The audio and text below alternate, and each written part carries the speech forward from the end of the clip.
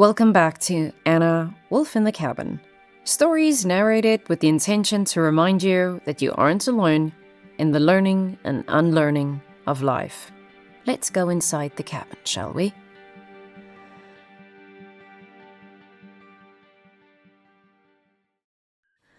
Disempowering thinking leaves clues.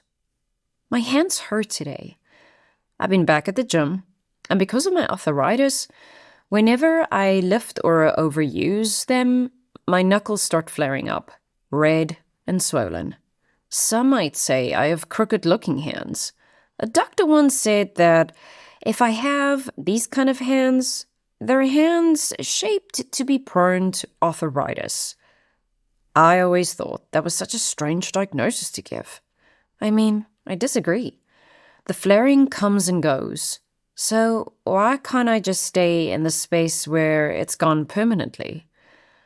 I was once in a flight from London Heathrow to Nashville, and stuck on the shuttle bus to the aircraft was none other than Jimmy Page.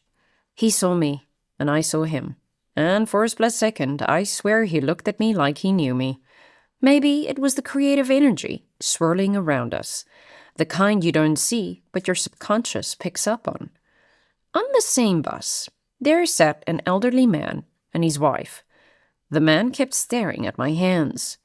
Eventually he asked me if I was a musician, and I replied, "Yes, I am."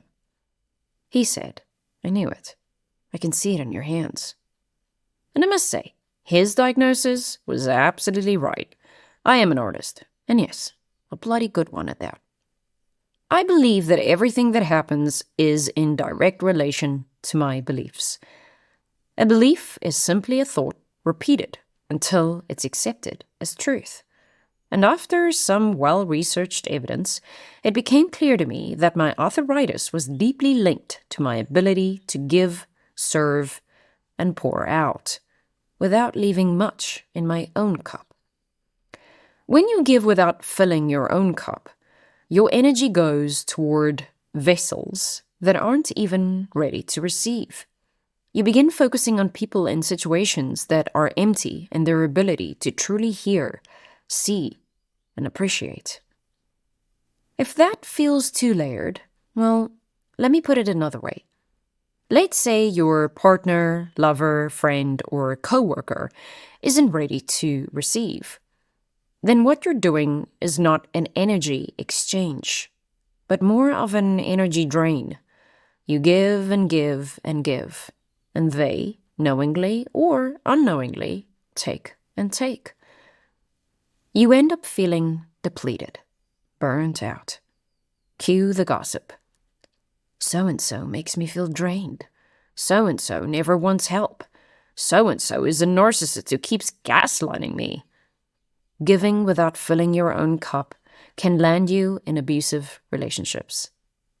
And most people, myself included at times, don't even know that that's what's happening. We just see ourselves as caring, empathetic, a good listener.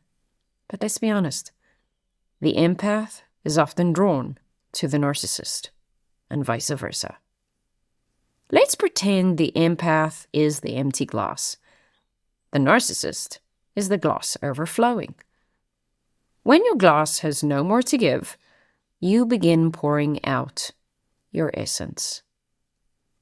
Disempowering thinking leaves clues. For example, feeling tired. In my case, my body keeping the score. Studies have shown that women with arthritis often report increased pain, especially when experiencing high levels of perceived stress. The resistance can cause the body to resist itself, creating a hindrance and stopping the natural flow. Or seeing the same patterns play out with the same outcomes. This is another way you can pick up on the clues. For me, the clues are also shown in my dreams. One of my reoccurring dreams is where I'm trying to fly higher, but I can't. I'm stuck, weighed down by my limiting beliefs, my fear of failure.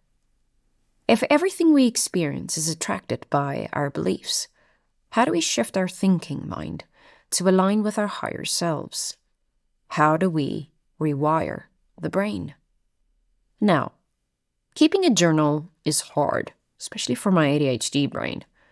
The writing, the lists, the task-like nature of it all, it totally demotivates me. But what does help is listening. Audiobooks, guided meditations. They help me understand my mind, my wiring, my process. Here are a few questions that have helped me. How can I identify and release unconscious fears and limiting beliefs? How can I connect with my higher self and intuition? How can I clarify my vision and purpose? How can I take aligned action toward my goals? And how can I recognize and prevent self-sabotaging behaviors? Value, vision, mission. If you're feeling stuck or seeing too many clues that you're living in old patterns and behaviors that you don't deserve, these components can drastically alter your life. Value, vision, mission. Break them down, write them out, start building an inner dialogue, a new one. Now go. Be very, very specific about what you want, and you'll start to see the results faster than you ever imagined. Your actions leave clues. They lead to the next step, the next climb, the next dot to connect. The question isn't how, it's when. The unknown is calling. Will you answer? This is Anna Wolf in the Cabin. Thank you for listening.